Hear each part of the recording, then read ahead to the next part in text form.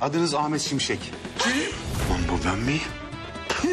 Betül'le evlendikten sonra öyleydin ya, Allah'ın belası. Kertenkele denen adamı da unutacaksın artık. Adam öleli daha 1 sene olmamış.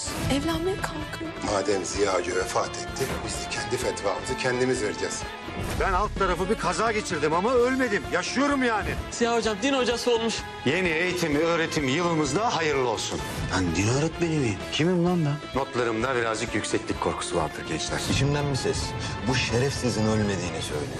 Bunlar beni mi vuracaklar? Kime benzetti ki bunlar beni? Sizinle karşılaştığıma göre kesin cennetteyim. Kertenkeleyi gördüm. Kendi gözlerimle kanlı canlı yaşıyor.